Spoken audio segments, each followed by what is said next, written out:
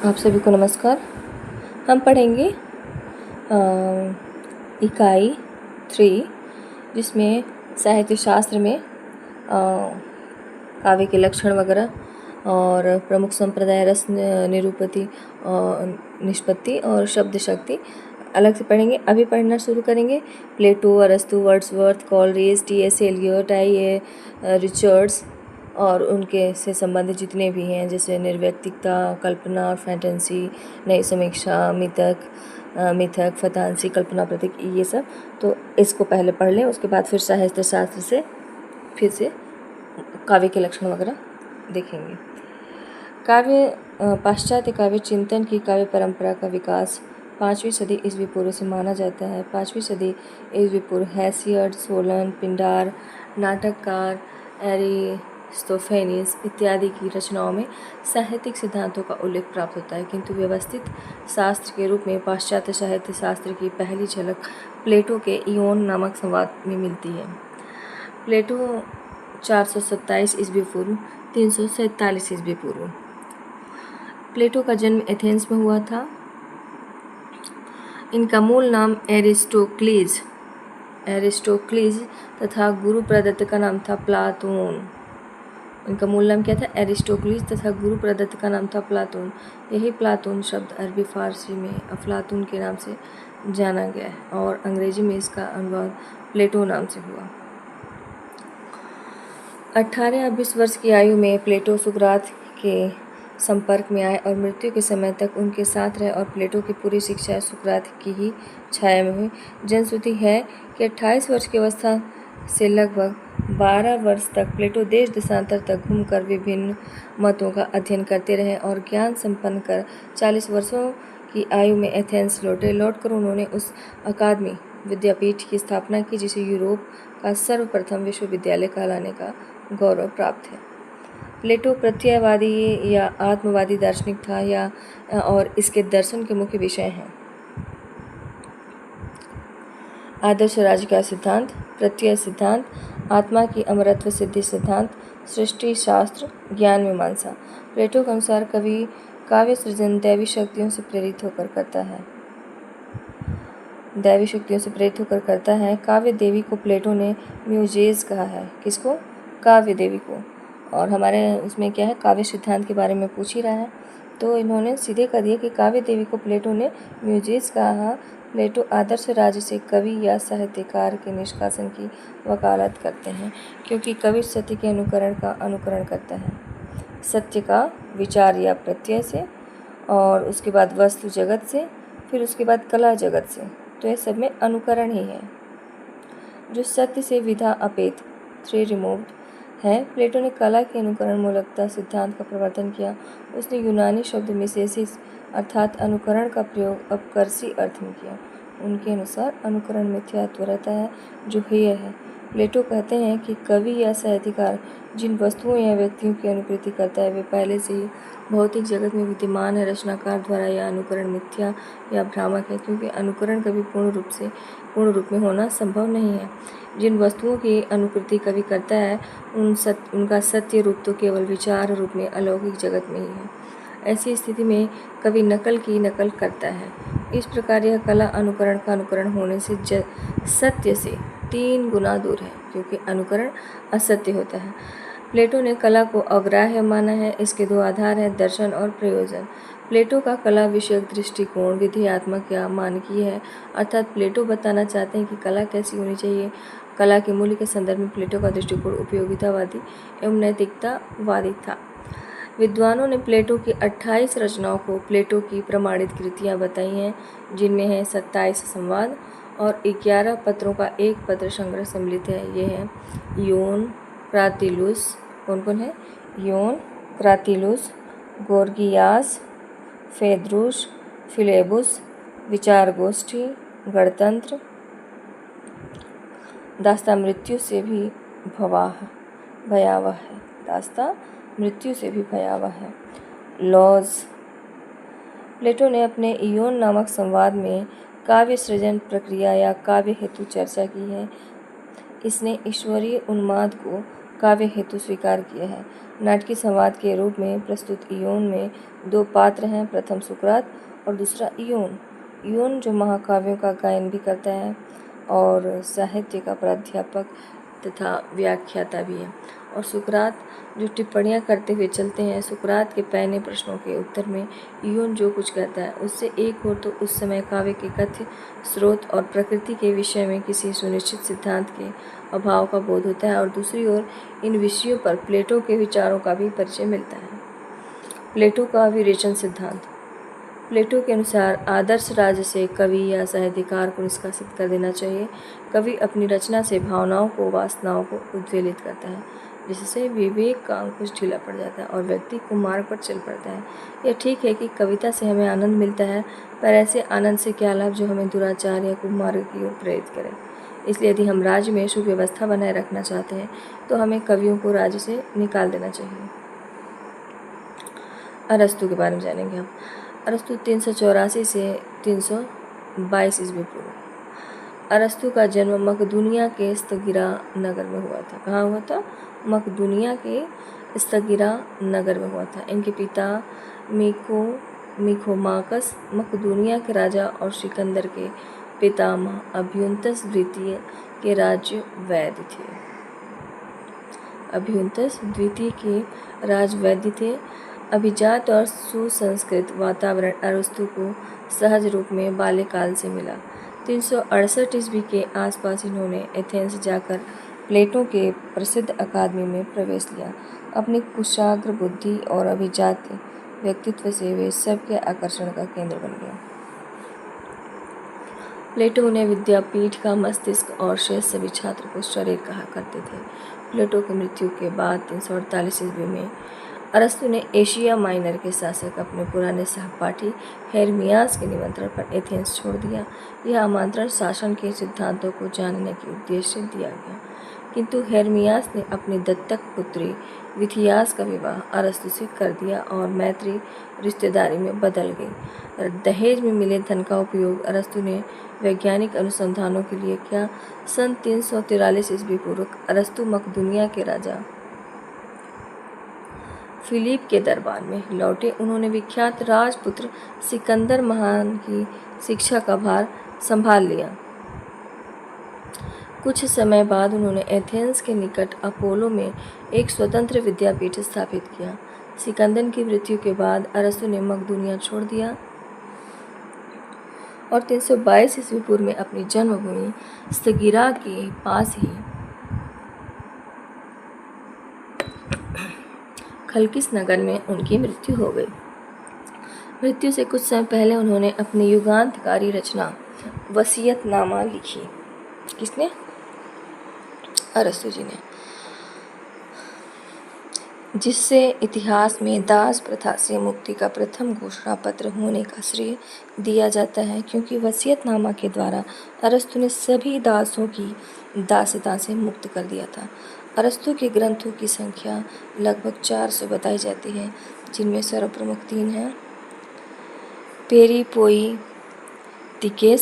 पेरीपोइतिकेस काव्यशास्त्र और 330 ईस्वी पूर्व। अंग्रेजी अनुवाद है ऑन पोएटिक्स द्वारा टी विंस्टैनली। तेखनेस रितोरिकेस भाषा शास्त्र और वसीयतनामा दास प्रथा से मुक्ति का प्रथम घोषणा पत्र। अरस्तु के काव्यशास्त्र पेरिपोइतिकेस में अध्याय संख्या 12 और 20 प्रक्षिप्त में जोड़े माने जाते हैं। अरस्तु ने इसकी रचना 2 दृष्टियों में की: यूनानी काव्य का वस्तुगत विवेचन व विश्लेषण, प्लेटो द्वारा काव्य पर लगाए गए आक्षेपों का समाधान। इनके काव्यशास्त्र में आए कुछ प्रमुख यूनानी शब्द हैं, निम्न है: पेरिपेतेइया स्थिति विपर्यय, अनग्नोरिसिस अभिज्ञान है, मिमेसिस, तीसरा मिमेसिस अनुकरण, मिमेसिस मतलब अनुकरण, कथारसिस मतलब विरेचन, एथोस चरित्र, माइथोस कथा वस्तु, पाथोस भाव, प्राक्सिस, कार्य व्यापार। अरस्तु प्रथम काव्यशास्त्री थे जिन्होंने उपयोगी कला और ललित कला का भेद स्पष्ट किया और ललित कला का स्वायत्तता घोषित की। इन्होंने अपने गुरु प्लेटो के अनुकरण का खंडन करते हुए अनुकरण को पुनर्परिभाषित किया तथा महाकाव्य, ट्रेजेडी, दुखांतक, प्रहसन इत्यादि को अनुकरण का भेद माना। अरस्तु अनुकरण सिद्धांत। अरस्तु के अनुसार कवि या कलाकार अपनी संवेदन या अनुभूति से अपूर्णता को पूर्णतः प्रदान करता है और उसे आदर्श रूप देता है। अतः अनुकरण को मात्र नकल नहीं कहा जा सकता। अनुकरण सिद्धांत से कवि और इतिहासक का भेद भी स्पष्ट हो जाता है। इतिहासकार तो उसका वर्णन करता है जो घटित हो सकता है, इसलिए काव्य का रूप भव्य है। अरस्तु काव्य के लिए छंद को अनिवार्य नहीं मानते हैं। अरस्तु जो हैं काव्य के लिए छंद नहीं मानते हैं। इन्होंने ट्रेजेडी को अनुकरण से जोड़ते हुए इसके 6 अंग बताए जो निम्न हैं। ट्रेजेडी के दुखांतक के अंग: कथानक, चरित्र, विचार, पाठ योजना, गीत, दृश्य। अरस्तु ने काव्य दोषों के 5 आधार को माना है: असंभव वर्णन, अयुक्त वर्णन, अनैतिक वर्णन, विरुद्ध वर्णन, शिल्पगत वर्णन। तो असंभव वर्णन जो मन को अग्राह्य हो, जो ग्रहण नहीं कर पाता। अयुक्त जिसमें कार्य कारण भाव का अभाव हो। अनैतिक जिसमें स्वीकृति मूल्यों की अपेक्षा हो। विरुद्ध वर्णन जहाँ दो विरोधी वस्तुओं का वर्णन हो। शिल्पगत वर्णन कला संबंधी भूल। अरस्तु का विरेचन सिद्धांत। यह भारतीय चिकित्सा शास्त्र का पारिभाषिक शब्द है। यह विरेचन मल निष्कासन द्वारा शरीर शोधन की क्रिया का नाम है। कला के क्षेत्र में विरेचन करुणा एवं भय का निष्कासित कर भावात्मक विश्राम की ओर और भावात्मक परिष्कार करती है।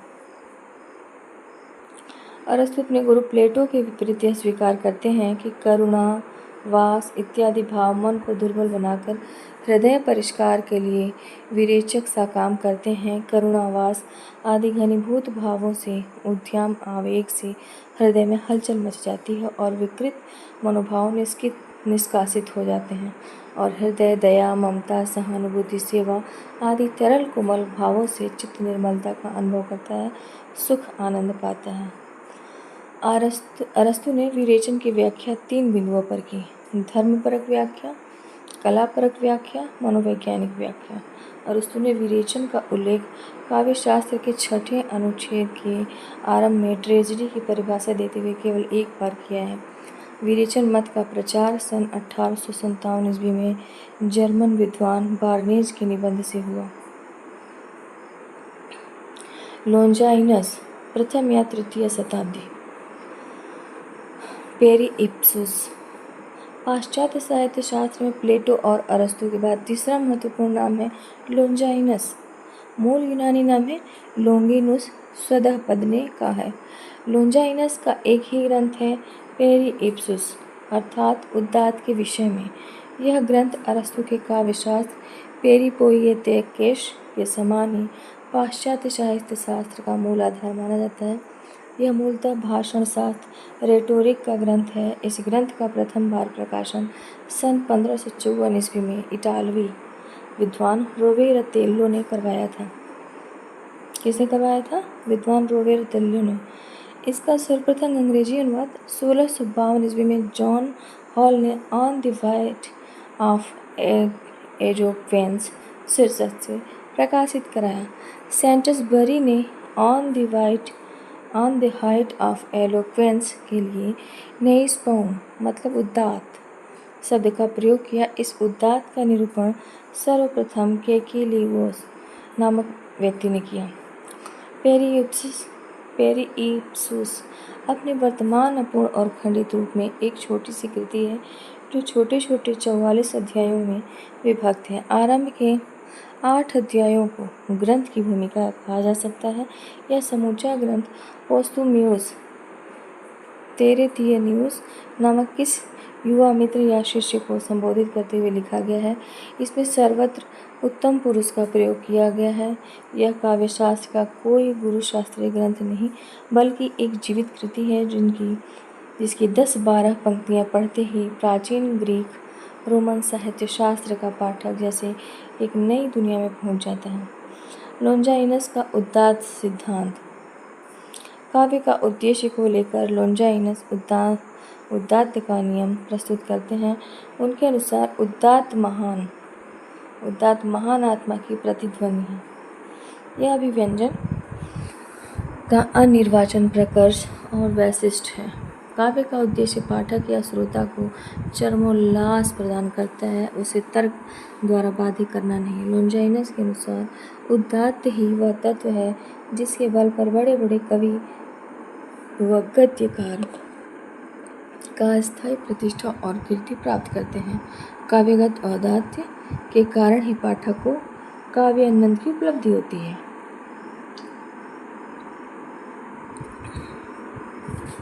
पांच ऐसे स्रोत हैं जिनसे किसी की भी रचना में औदात्य का संचार होता है।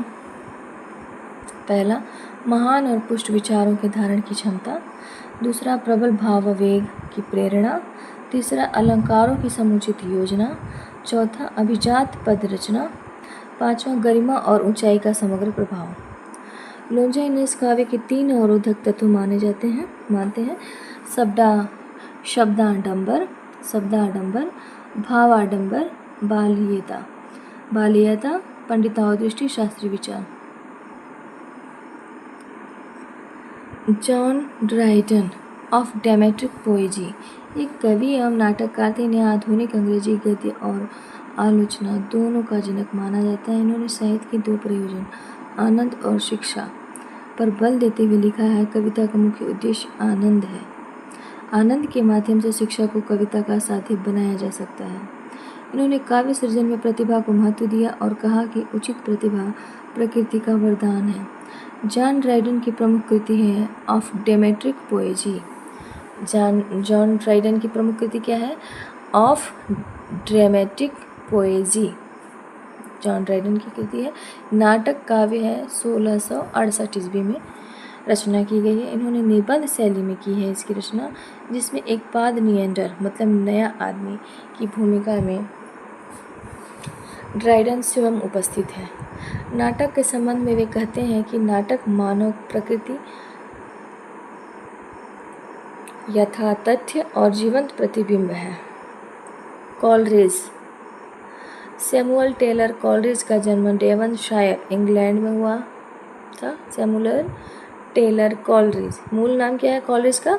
सैमुअल टेलर कॉलरिज का जन्म कहाँ हुआ था? डेवनशायर मतलब इंग्लैंड में। इन्हें भी 3 बड़े भाइयों की तरह पादरी बनाने का निश्चय किया गया, किंतु ये अपनी पढ़ाई बीच में छोड़कर सेना में भर्ती हो गए। जल्दी ही छुट्टी लेकर कैम्ब्रिज आए, फिर डिग्री लिए बिना ही बीच में पढ़ाई छोड़ दी। कॉलरिज जीवन भर इसी प्रकार भटकते रहे। उन्होंने घूम कर राजनीति तथा धर्म पर भाषण किए गए, कभी पादरी बनने की तैयारी की, कभी पत्रिकाएं निकाली जो चली नहीं। सन 1804 ईस्वी में 10 मई तक वे माल्टा के गवर्नर के सचिव भी रहे। 30 वर्ष की आयु के पहले ही इन्हें अफीम की लत लग गई, जिससे इनके जीवन और लेखन को अनेक रूपों से प्रभावित किया। इंग्लैंड में इनका अत्यंत घनिष्ठ संबंध कवि रॉबर्ट सदी से रहा। किससे रहा? कॉलेज का संबंध रॉबर्ट सदी से रहा तथा आगे चलकर विलियम वर्ड्सवर्थ के साथ भी रहा। विलियम वर्ड्सवर्थ के साथ इन्होंने लिरिकल बैलेड्स लिखकर 1798 ईस्वी में लिरिकल बैलेड्स वर्ड्सवर्थ के साथ लिखकर साहित्य की बदलती प्रवृत्ति को संबल रूप में रेखांकित किया। कॉलरिज ने 16 वर्ष की आयु से लिखना शुरू कर दिया था। इनका पहला गद्य संग्रह 1795 में प्रकाशित हुआ और पहला कविता संग्रह पोएम्स 1796 में और लिरिकल बैलेड्स 1798 में। वर्ड्सवर्थ और कॉलरिज का सन 1816 तथा सन 1817 में 2 और कविता संग्रह निकले। इनकी गद्य रचनाएं निम्नलिखित हैं: Biographia Literaria, the friend, aids to reflection, church and state, confessions of inquiring spirit. तो कॉलेज की कल्पना और फैंटेसी के बारे में यहाँ पर तो बता दिए कि इनकी रचना है Biographia Literaria, the friend, aids to reflection, church and state, confessions of an inquiring spirit, मृत्युपरांत। कॉलेज अंग्रेजी कविता की स्वच्छंदतावादी धारा के प्रमुख कवियों में से थे। स्वच्छंदतावाद का प्रथम उद्घोष करने वाले कविता संग्रह लिरिकल बैलेट्स में वे विलियम वर्ड्सवर्थ के साथ थे। आलोचना के क्षेत्र में कॉलरिज का एक महत्वपूर्ण योगदान उनके द्वारा कल्पना शक्ति का विवेचन है। काव्य तथा दर्शन से कल्पना को बहुत पहले से जोड़ा जाता रहा है, किंतु कॉलरिज ने इसका विस्तार से विवेचन विश्लेषण किया। कॉलरिज के अनुसार कविता रचना का वह प्रकार है जो वैज्ञानिक कृतियों से इस अर्थ में भिन्न है कि उसका तात्कालिक प्रयोजन आनंद है, सत्य नहीं। रचना के अन्य सभी प्रकार से उसका अंतर है यह है कि संपूर्ण से वही आनंद प्राप्त होना चाहिए जो उसने प्रत्येक अवयव से प्राप्त होने वाली स्पष्ट संतुष्टि के अनुरूप हो। कॉलरिज के अनुसार काव्य सृजन का मूल आधार कल्पना है। इसके दो भेद हैं: मुख्य कल्पना, गौड़ कल्पना। मुख्य कल्पना समस्त जागृतिक प्रपंच को व्यवस्थित रूप में ग्रहण कराने वाली शक्ति है, जबकि गौड़ कल्पना मुख्य कल्पना की प्रतिध्वनि है। इसे काव्यात्मक कल्पना भी कहते हैं। मुख्य कल्पना अचेतन एवं अनैच्छिक है और यह निर्माण का संगठन करती है, जबकि गौड़ कल्पना चेतन और ऐच्छिक है। यह विघटन और संगठन तथा विनाश एवं निर्माण दोनों करती है। कॉलरिज ने कल्पना के संबंध में लिखा है, इसमें संश्लेषात्मक तथा जादुई शक्ति होती है जो विरोधी एवं विषमवादी धर्मों के संतुलन स्थापित करती है। कॉलरिज ने कल्पना को प्रतिभा की उपज बताया है। इन्होंने प्रतिभा और प्रज्ञा में निम्नलिखित अंतर बताया। प्रतिभा और प्रज्ञा: प्रतिभा में सहज मौलिक सृजनशीलता कल्पना, और प्रज्ञा अर्जित पराश्रित संयोजनशीलता रम्य कला फैंसी। तो प्रतिभा और प्रज्ञा के बारे में इन्होंने कहा, अंग्रेजी में व्यवहारिक आलोचना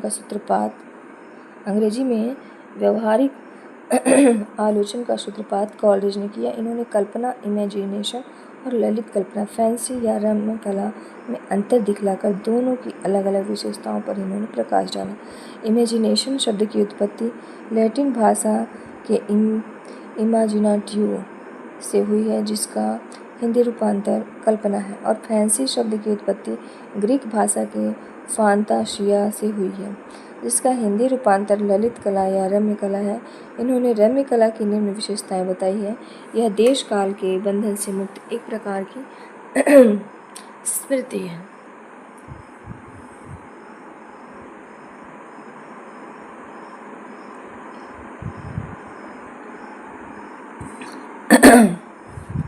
यह इच्छा शक्ति से संचालित एवं रूपांतरित होती है।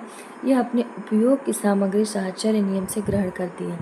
इसकी उपयोज्य सामग्री स्थिर एवं सुनिश्चित होती है। कॉलरिज ने कल्पना और ललित कल्पना में निम्नलिखित अंतर बताया। उन्होंने कहा, कल्पना सृजन है और ललित कल्पना के बारे में रम्य कला या फैंसी के बारे में यह पुनर्प्रस्तुति है, मतलब पुनः प्रस्तुति है। फिर कल्पना के बारे में कहते हैं, कल्पना के बारे में पहले एक लाइन से पढ़ देते हैं। कल्पना सृजन है, इसका कार्य सदा सरस तथा गरिमामय होता है। यह प्रतिभा की उपज है। यह अंतः प्रेरणा, प्रत्यक्ष आदि से सामग्री ग्रहण करती है। यह जैव कार्य पद्धति पर आधारित है। और ललित कल्पना, रम्य कला या फैंसी के बारे में कहते हैं कि यह पुनः प्रस्तुति है।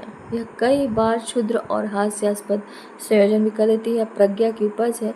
यह प्रधानतः स्मृति से सामग्री ग्रहण करती है। यह यांत्रिक कार्य पद्धति पर आधारित है। कल्पना की प्रकृति का इतना गहरा विश्लेषण इससे पहले नहीं हुआ था। यह अवश्य है कि यहाँ दार्शनिकता ने कल्पना की अवधारणा के महत्व को रेखांकित किया और सवाल भी खड़े किए, जिसका उत्तर बाद में साहित्य शास्त्रियों के चिंतन में प्राप्त होता है। विलियम वर्ड्सवर्थ के बारे में हम लोग जानेंगे।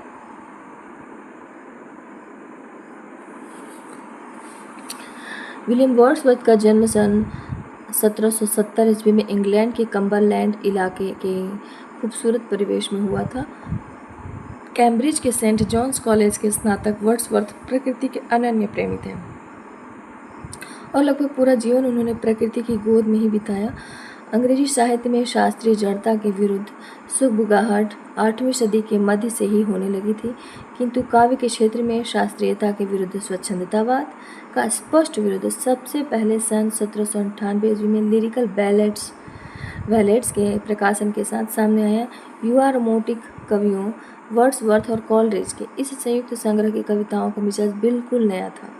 इसमें अधिक संख्या वर्ड्सवर्थ की कविताओं की थी और उन्होंने ही इसकी एक छोटी सी विज्ञप्ति लिखी थी।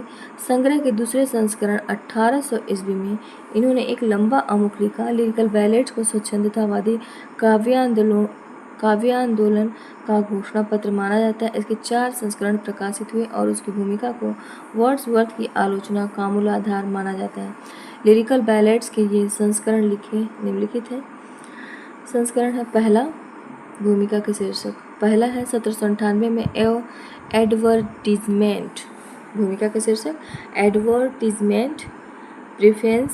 प्रीफेस है दूसरा 1800 में, प्रीफेस है तीसरा 1802 में और तीसरा प्रीफेस है चौथा 1815 में। वर्ड्सवर्थ साहित्य शास्त्री नहीं थे और अपना कवि जैसे दिया है ना हम लोग का जो इकाई 3 है उसमें वर्ड्सवर्थ का नाम नहीं दिया, लेकिन उनके बारे में भी जानना तो जरूरी है। वर्ड्सवर्थ जो है साहित्य शास्त्री नहीं थे और अपना कवि दृष्टि और सिद्धांतों को स्पष्ट करने के लिए लिरिकल बैलेट्स का आमुख भी उन्होंने मित्रों के आग्रह पर किया। इनका काव्य भाषा हम देखेंगे, हाँ इसमें तो दिया है काव्य वर्ड्सवर्थ का काव्य भाषा सिद्धांत, और मैंने गलती से कर दिया। कविता के उद्देश्य, विषय, स्वरूप और भाषा को लेकर उन्होंने जो कुछ लिखा है उसमें विशिष्ट से उतरकर सामान्य के निकट आने की उनकी प्रवृत्ति स्पष्ट झलकती है। वर्ड्सवर्थ के अनुसार कविता प्रबल भावों का सहज उच्छलन है। कविता का जन्म प्रबल अनुभूति से होता है। कविता प्रयोग है। कविता आनंद प्रदान करती है। कविता छंदबद्ध होती है। इसमें मनुष्यों की वास्तविक भाषा अर्थात बोलचाल की भाषा का प्रयोग होना चाहिए। मैथ्यू अर्नाल्ड 1822 से 1888 ईस्वी। इंग्लैंड के प्रख्यात कवि, निबंधकार और समालोचक मैथ्यू अर्नाल्ड का जन्म लैलेहम में हुआ था। प्रसिद्ध इतिहासविद तथा मैथ्यू रग्बी स्कूल के हेडमास्टर डॉक्टर टॉमस अर्नाल्ड के पुत्र मैथ्यू अर्नाल्ड की प्रारंभिक शिक्षा लैलेहम तथा उच्च शिक्षा ऑक्सफोर्ड में हुआ। सन 1857 ईस्वी में उनकी नियुक्ति प्रोफेसर ऑफ पोएट्री के सम्मानित पद पर हुई, जहाँ पर 10 वर्ष तक कार्यरत रहकर सन 1883 ईस्वी तक वे इंस्पेक्टर ऑफ स्कूल्स विद्यालय निरीक्षक के पद पर कार्य करते रहे। मैथ्यू अर्नाल्ड ने अपने साहित्यिक जीवन का आरंभ काव्य रचना से किया। सन 1840 और 1843 ईस्वी में उन्हें अन्य काव्य कृतियों पर पुरस्कार भी मिले और यह सिलसिला 1867 ईस्वी तक चलता रहा। सन 1853 में प्रकाशित इनके कविता संग्रह पोएम्स बाय मैथ्यू अर्नाल्ड में उनकी प्रसिद्ध कविताएं संकलित हैं। The Dover Beach, the scholar gipsy, Sohrab and Rustum. इनकी महत्वपूर्ण आलोचनात्मक कृतियां निम्नलिखित हैं। Culture and anarchy, Matthew Arnold.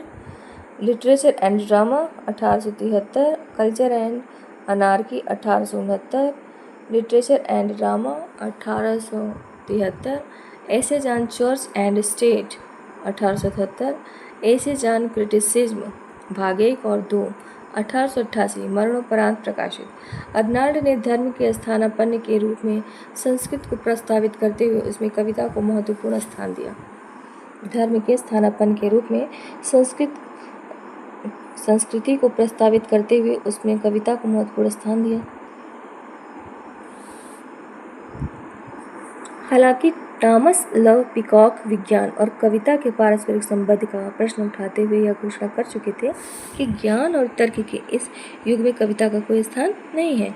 Arnold की चिंता सांस्कृतिक थी। उन्होंने साहित्य का, विशेषकर कविता का लक्ष्य जीवन की आलोचना माना। उन्होंने कहा कि काव्यगत आलोचना सामान्य आलोचना से इस रूप में भिन्न होती है कि उसकी रचना काव्य सत्य और काव्य सौंदर्य के लिए निर्धारित नियमों के अधीन की जाती है।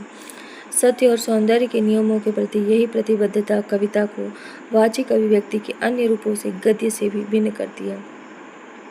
वरना हमारे समग्र साहित्य का, वह गद्य में हो या पद्य में हो, चरम लक्ष्य जीवन की आलोचना है।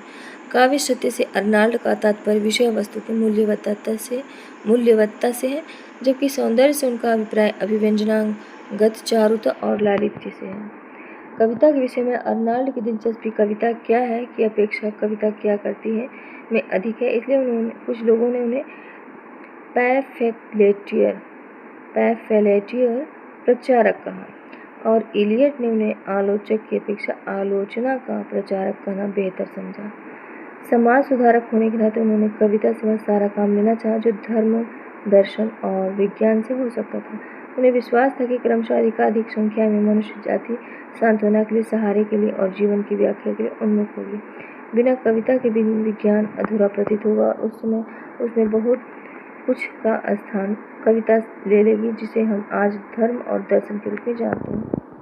कविता के प्रति यह मसीहाई अंदाज उसके शक्ति या अधिक बड़े दावे के रूप में देखा गया। अंग्रेजी साहित्य में कविता के विषय में अर्नाल्ड की इस भविष्यवाणी को अर्नाल्डियम प्रोपेरी करार देते हुए इस पर बहस भी हुई तथा धार्मिक और गैर धार्मिक पक्षों ने इस पर ऐतराज भी किया। वस्तुतः मैथ्यू अर्नाल्ड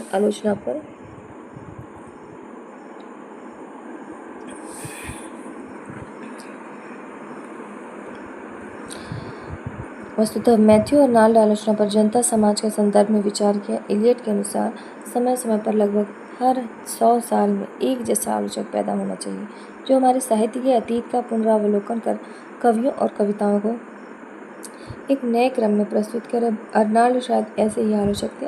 अर्नाल्ड को परवर्ती आलोचकों ने प्रायः शिक्षक, एकेडमिक क्रिटिक के रूप में स्मरण किया।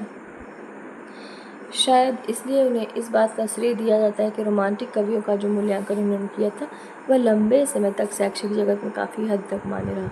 विद्वानों का मानना था कि अपनी सारी खराबियों के बावजूद अर्नाल्ड का मूल्यांकन दृष्टि न्यायसंगत थी, समयानुकूल थी, न्यायसंगत भी थी और समयानुकूल भी थी। बेनेडितो क्रोचे साहित्य शास्त्री न होकर मूलतः दार्शनिक एवं सौंदर्य शास्त्री थे। इनका जन्म इटली के नेपल्स शहर में हुआ था। दार्शनिक थे और सौंदर्य शास्त्री थे। इनका पूरा जीवन गहन अध्ययन, विवेचन तथा लेखन में बीता। इन्होंने 1902 ईस्वी में लॉ क्रिटिका नामक पत्रिका भी निकाली। किसने? क्रोचे ने। सन 1933 ईस्वी में ऑक्सफोर्ड विवि में कविता पर दिए गए भाषण डिफेंस ऑफ पोएट्री, कौन सा? डिफेंस ऑफ पोएट्री में कविता तथा साहित्य संबंधी इनकी मान्यताएं व्यक्त हुई हैं। क्रोचे कला निर्माण के 4 चरण मानते हैं: संस्कार, अभिव्यंजना, सौंदर्य मूलक आनंद, सौंदर्य का ध्वनि, गति, रेखा, रंग इत्यादि में रूपांतरण। क्रोचे का अभिव्यंजनावाद। क्रोचे के अनुसार अभिव्यंजना पूर्णतः आंतरिक वस्तु है। जब कवि के मानस जगत में वस्तु का बिंब या रूप स्पष्ट हो जाता है तो उसका कार्य पूरा हो जाता है। इस आंतरिक भाव को अभिव्यक्त करना आवश्यक नहीं है। कला सदैव आंतरिक होता है, जिसे बहिर्गत कहा जाता है, और वहाँ कलाकृति नहीं। किंतु कुछ क्षण ऐसे होते हैं जिन्हें बांधने के लिए कलाकार विह्वल हो उठता है और तब रंग, ब्रश, शब्द, प्रस्तरखंड इत्यादि का सहारा लेकर उस आंतरिक अनुभूति को स्थूल रूप देता है। बाह्य कारण की इस प्रक्रिया द्वारा वह सहजानुभूतियों को नष्ट होने से बचाता है। क्रोचे प्रत्ययवादी दार्शनिक थे। ये आत्मवादी भी माने जाते हैं। ये आत्मा या चेतना की 4 क्रियाएं मानते हैं। आत्मा या चेतना की क्रियाएं: सैद्धांतिक, व्यवहारिक, सैद्धांतिक मतलब सहजानुभूति, अभिव्यंजना, अवधारणाकरण ज्ञान, तर्क ज्ञान मतलब, और व्यवहारिक में सामान्य स्वेच्छा चालित आर्थिक क्रियाएं, नैतिक क्रियाएं। क्रोचे ने इनमें से प्रथम क्रिया अर्थात सहजानुभूति अभिव्यंजना को सबसे अधिक महत्व दिया है और इसे कला के लिए अत्यंत आवश्यक माना है। क्रोचे को मानना है कि कला निर्माण में, रचना में प्रतिभा प्रमुख हेतु है। वे कहते हैं कि कलाकार में सौंदर्य की उत्पत्ति होती है और भावक, श्रोता, पाठक, दर्शक में सौंदर्य का भागी होता है। इनकी प्रमुख कृतियाँ निम्नलिखित हैं। Aesthetic as the science of expression and general linguistic, इस निबंध का विस्तार कर एस्थेटिक नामक पुस्तक प्रकाशित हुआ। एस्थेटिक 2 भाग 1902 ईस्वी। प्रथम भाग सौंदर्य शास्त्र का सैद्धांतिक विवेचन, द्वितीय भाग सौंदर्य शास्त्र का इतिहास, new essays on aesthetic 1920, defence of poet 1933। Croce की रचना एस्थेटिक का अनुवाद अंग्रेजी भाषा में डगलस एंसले ने किया था। कौन सा रचना? एस्थेटिक, जो 2 भागों में है, एक सौंदर्य शास्त्र का सैद्धांतिक विवेचन है और एक है सौंदर्य शास्त्र का इतिहास। टी.एस. एलियट, विख्यात कवि, नाटककार तथा आंग्ल अमेरिकी नई आलोचना के जनक टी.एस. एलियट का जन्म 26 सितंबर 1888 ईस्वी को सेंट लुई के एक प्रतिष्ठित परिवार में हुआ था। यह हार्वर्ड विश्वविद्यालय में प्रोफेसर इरविंग बेबिट के विशेषित थे। इन्होंने अपना कार्य जीवन स्कूल में अध्यापन से आरंभ किया।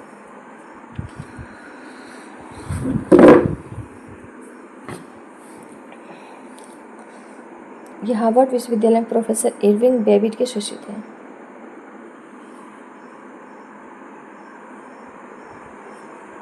इन्होंने अपना कार्य जीवन स्कूल में अध्यापन से आरंभ किया। उसके बाद लायडस में कई वर्ष क्लर्की की और उसके बाद 1917 ईस्वी से पूर्णतः लेखन, संपादन और प्रकाशन पर निर्भर रहना आरंभ कर दिया।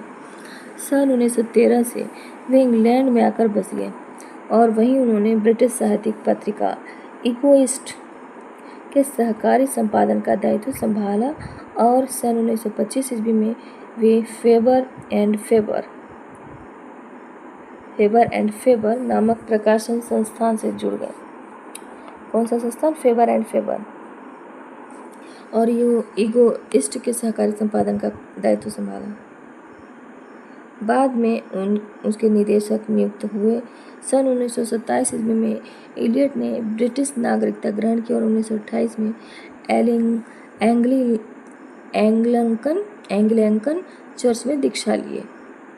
ब्रिटिश नागरिकता ग्रहण की और 1928 में एंग्लिकन चर्च में दीक्षा लिए। इस घटना का उनके जीवन और चिंतन में विशेष महत्व है। सन 1948 ईस्वी में उन्हें द वेस्टलैंड पर साहित्य का नोबेल पुरस्कार मिला इलियट को और ब्रिटिश ऑर्डर ऑफ मेरिट की उपाधि मिली। इलियट की रचनाओं में the love song of Alfred Prufrock 1915 में, the love song of Alfred Prufrock, the sacred wood. Eliot की रचना कौन कौन सी? The love song of Alfred Prufrock 1915 में, द सेक्रेड वुड 1920 में, द वेस्टलैंड 1922 में। इसी से नोबेल पुरस्कार मिला इनको। Homage to John Dryden, tradition and the individual talent, the sacred wood. Elizabethan essays, the use of poetry and the use of criticism, the use of poetry and the use of criticism. Selected essays T S. Eliot का है। Selected essays, the sacred wood Eliot, the waste land Eliot, जिससे Nobel पुरस्कार मिला the Westland से 1922 में। और selected essays यह भी एलियट, थोड़ा सा याद होना चाहिए। इसी तरह से मॉडर्न इज द कैथियल नाटक है। Essays, ancient and modern, essays, ancient and modern. The family reunion नाटक है। द फैमिली रियूनियन यह भी इलियट जी का। फोर क्वांटेटर्स इलियट जी का। नॉलेज एंड एक्सपीरियंस यह भी है। पाश्चात्य आलोचना के क्षेत्र में न्यू क्रिटिसिज्म का सूत्रपात टी.एस. एलियट और आई.ए. रिचर्ड्स की से माना जाता है।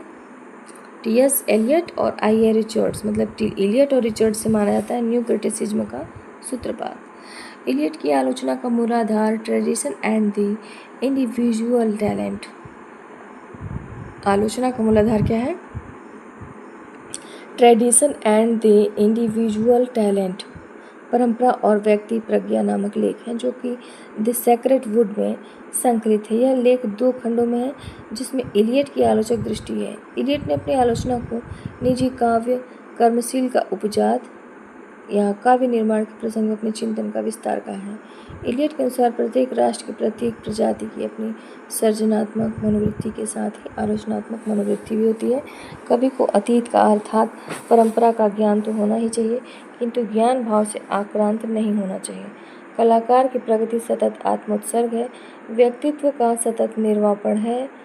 व्यक्तित्व के इस निर्व्यक्तिकरण में से ही कल्प विज्ञान की स्थिति में पहुंच सकती है। इलियट को इस निर्व्यक्तिकता के सिद्धांत का प्रवर्तक माना जाता है। किसका माना जाता है? निर्व्यक्तिकता का सिद्धांत, इसका इनको माना जाता है। ये हमारे सिलेबस में दिया है कि निर्व्यक्तिकता का सिद्धांत इलियट का प्रवर्तक माना जाता है। इलियट के अनुसार कविता का सौंदर्य उसके सेहतपूर्ण है, न कि विच्छिन्न अवयवों में। कलाकार जितना उत्कृष्ट होगा, उसमें भोक्ता और सृष्टा का अंतर उतना ही स्पष्ट होगा। कविता कवि व्यक्तित्व की अभिव्यक्ति नहीं, बल्कि व्यक्तित्व से पलायन है। इलियट ने रुचि परिष्कार की आलोचना का अन्यतम प्रयोजन माना है।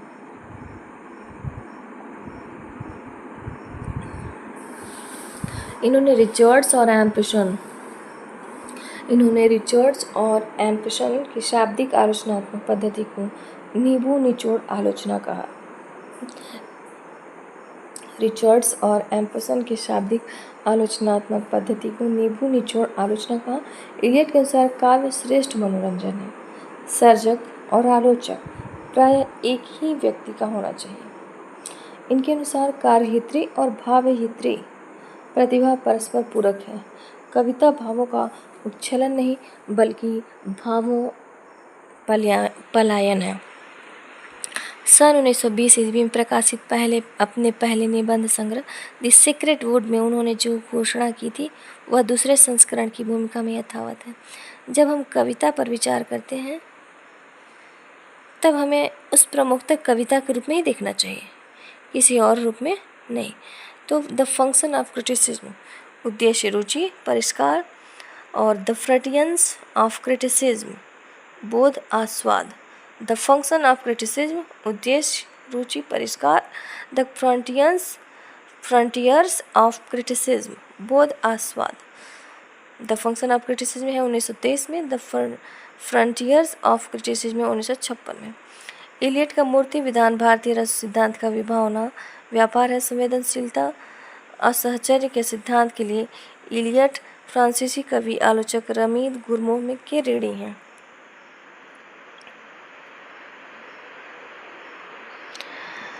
आई.ए. रिचर्ड्स 1893, नई समीक्षा के प्रसिद्ध सिद्धांतकार ईवर आर्मस्ट्रांग रिचर्ड्स का जन्म 26 फरवरी 1893 ईस्वी को हुआ था। अंग्रेजी साहित्य में प्रथम बार व्यापक और व्यवस्थित सौंदर्य शास्त्र निर्माण का श्रेय इन्हीं को जाता है। कॉलरिज के बाद ऐसे समीक्षक हैं जिन्होंने आलोचना शास्त्र को व्यवस्थित रूप देने का प्रयास किया। C.K. ऑगडन और जेम्स वुड के साथ सहयोगी लेखन के रूप में उनकी पहली कृति द फाउंडेशन ऑफ एस्थेटिक 1922 ईस्वी में प्रकाशित हुई। मृत्यु 7 सितंबर 1979 से 5 वर्ष पूर्व 1974 में उनकी रचना वियोड प्रकाशित हुई। बीच में अंतराल में एक काव्य संग्रह के अलावा उन्होंने 12 ग्रंथ लिखे हैं। पहले लिखे द फाउंडेशन ऑफ एस्थेटिक, फिर उसके बाद वियोड, उसके बाद 12 ग्रंथ लिखे हैं। The principles of literary criticism,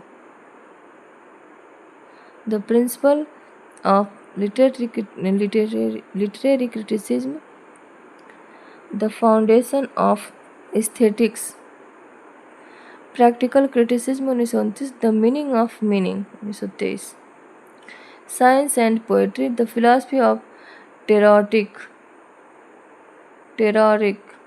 1936, Mencius of the mind 1931, experiments in multiple definition, basic rules of reason, the philosophy of rhetoric, intern Coleridge on imagination, विपोर्ड, this speculative instruments, poetries, their media and rats beyond 1974। Richards ने आलोचना के दो भेद किए हैं, आलोचनात्मक प्राविधिक। आलोचनात्मक इसमें अनुभूति के मूल्य का वर्णन होता है, प्राविधिक इसमें अनुभूति के साधनों का वर्णन होता है। रिचर्ड्स आलोचना को मनोविज्ञान की एक शाखा मानते हैं। वे मूल्य और अनुभूति में कोई भेद नहीं मानते, अर्थात जीवानुभूति और काव्यानुभूति दोनों पर्याय हैं। रिचर्ड्स का संप्रेषण सिद्धांत। रिचर्ड्स के अनुसार संप्रेषण ही आलोचना का चरम लक्ष्य है। संप्रेषण में जो कुछ होता है वह यह कि कुछ विशेष परिस्थितियों में विषय विभिन्न मस्तिष्क प्रायः एक जैसे अनुभूति प्राप्त करते हैं। जब किसी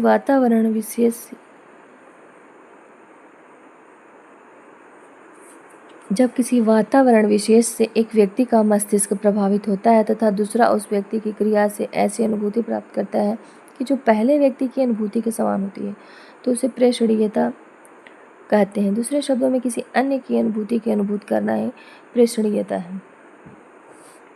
रिचर्ड्स का मूल्य सिद्धांत। कोई भी वस्तु जो इच्छा को संतुष्ट करे मूल्यवान है, या विभिन्न जटिल रूपों में भावना और इच्छा की संतुष्टि की क्षमता मूल्य है। रिचर्ड्स के अनुसार कविता का ध्येय मनुष्य की अधिक से अधिक वृत्तियों को अधिक संतुष्ट करके उनमें संतुलन स्थापित करना है। रिचर्ड्स के अनुसार अर्थ के 4 प्रकार हैं, मुख्यार्थ, भावना, वचनभंगी, उद्देश्य। मुख्यार्थ, भावना, वचनभंगी, उद्देश्य। साथ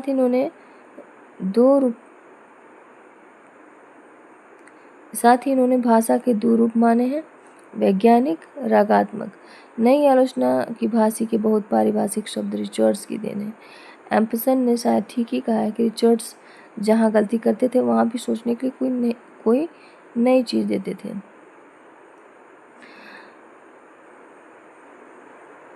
पाश्चात्य काव्यशास्त्र से संबंधित महत्वपूर्ण तथ्य। उत्तराधुनिकतावाद। जहाँ फ्रांकोइस ल्योतार को उत्तराधुनिकतावाद का जनक स्वीकार किया जाता है। किसे? जहाँ फ्रांकोइस ल्योतार ने अपनी पुस्तक the post modern condition A report of knowledge 1979 में लिखा है, उत्तराधुनिकतावाद महावृत्तांत के विरुद्ध। महावृत्तांत का अर्थ है ईसाइयत, मार्क्सवाद और वैज्ञानिक प्रगति का मिथ। इनके विरुद्ध अब छोटे छोटे अस्तित्व समूहों का, जैसे स्त्री विमर्श, दलित विषय आदि का उदय हो रहा है। ल्योतार ने लिखा है, ज्ञान की अवस्था बदल जाती है जब समाज उत्तर औद्योगिक युग में और संस्कृति उत्तर आधुनिक युग में प्रवेश करती है। फ्रेडरिक जैम्पसन ने अपनी पुस्तक पोस्ट मॉडर्निज्म में उत्तम आधुनिकतावाद को पूंजीवाद के विकास की खास अवस्था कहा है। इसे वे उपभोक्ता पूंजीवाद अथवा बुद्ध पूंजीवाद भी कहते हैं। उत्तर आधुनिकतावाद के अंतर्गत विचारधारा का अंत, कला का अंत, लेखक के मृत्यु, आलोचक के मृत्यु, इतिहास का अंत इत्यादि अनेक घोषणाएं हुई हैं। विचारधारा का अंत डैनियल वेल ने घोषित किया।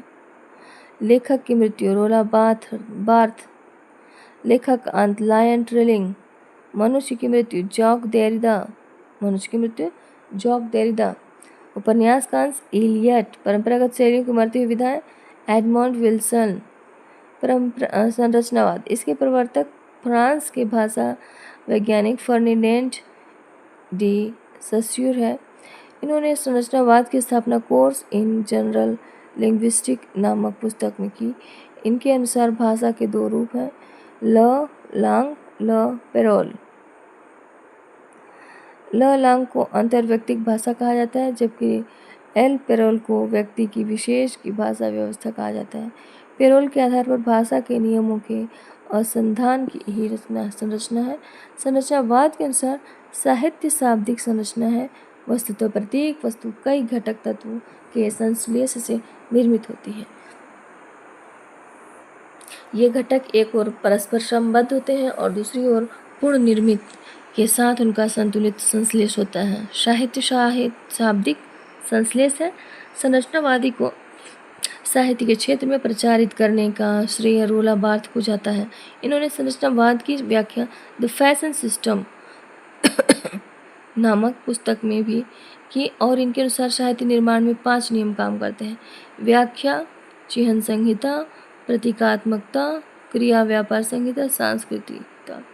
संरचनावाद को मार्क्सवादी परंपरा में स्थान देने का श्रेय लुई अल्थ्यूशर को जाता है, जबकि प्रसिद्ध नृतत्ववेत्ता लेवी स्ट्रॉन्स ने संरचनावाद को मिथकों के अध्ययन पर लागू किया।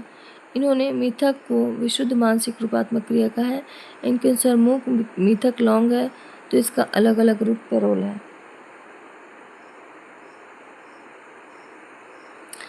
उत्तर संरचनावाद को संरचनावाद का अगला चरण माना जाता है। उत्तर संरचनावाद अवधारणा की स्थापना में 5 फ्रांसीसी विद्वानों की भूमिका को माना जाता है: क्लाडे लेवी-स्ट्रॉन्स, उत्तर संरचनावाद; माइकल फूको, उत्तर संरचनावाद; रोला बार्थ, उत्तर संरचनावाद; लुई अल्थ्यूसर, उत्तर संरचनावाद; जैकियस लकन, उत्तर संरचनावाद। उत्तर संरचनावाद में सारा बल पाठ पर दिया जाता है। अति यथार्थवाद आंद्रे ब्रेता ने प्रयोग किया। साहित्य और कला के क्षेत्र का ऐसा आंदोलन प्रथम विश्व युद्ध के बाद फ्रांस में हुई। अति यथार्थवाद, इसके प्रवर्तक आंद्रे ब्रेता ने सुरियलिज्म शब्द का प्रयोग सन 1924 ईस्वी में मैनिफेस्टो सुरियलिज्म ने किया था।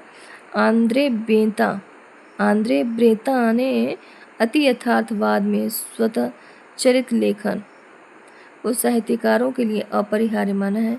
इस वाद के प्रबल समर्थक हर्बर्ट रीड ने मिथ, ड्रीम एंड पोएम नामक प्रसिद्ध लेख लिखा। अति यथार्थवाद का संबंध दादावाद से है। इस दादावाद का प्रवर्तन ट्रिस्टन जारा ने सन 1916 में किया। अस्तित्ववाद, सोरेन की कैंगार्ड, इसके प्रवर्तक हैं डेनिश विद्वान सोरेन की कैंगार्ड 1813 से 1855 ईस्वी। इस अस्तित्ववाद का ही प्रभाव भारतीय प्रयोगवादी कविता पर दिखाई पड़ता है। अजनबीपन इसी अस्तित्ववाद की एक विशेषता है। प्रसिद्ध अस्तित्ववादी दार्शनिक नीत्शे ने घोषणा की थी, ईश्वर मर गया। अस्तित्ववाद के प्रबल समर्थकों में हैं Nietzsche, Karl James, Martin Heidegger, Jean Paul Sartre, Gabriel Marcel, Albert Camus इत्यादि का नाम विशेष उल्लेखनीय है।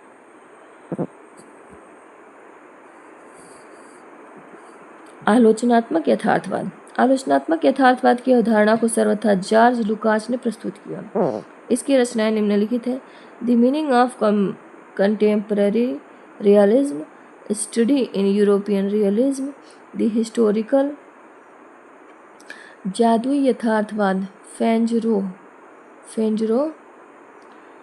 जादुई यथार्थवाद, इसके प्रतिस्थापक बुअलो को स्वीकार किया जाता है। जादुई यथार्थवाद के प्रतिस्थापक बुअलो को कहा जाता है। जादुई यथार्थवाद शब्द अंग्रेजी के मैजिक रियलिज्म का हिंदी रूपांतरण है। सर्वप्रथम फ्रेंच रोह ने जर्मन चित्रकारों के चित्रों का विश्लेषण करते हुए मैजिशर रियलिस्मस शब्द का प्रयोग किया, जिसका हिंदी रूपांतरण जादुई यथार्थवाद है।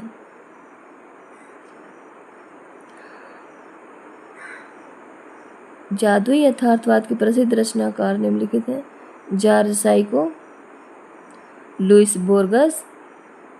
तो ये सब जादुई यथार्थवाद के हैं। बुअलो को स्वीकार किया जाता है। फ्रेंच रोह ने जर्मन चित्रकारों के चित्रों का विश्लेषण करते हुए मैजिशर रियलिज्म, ग्रोबियल गार्सिया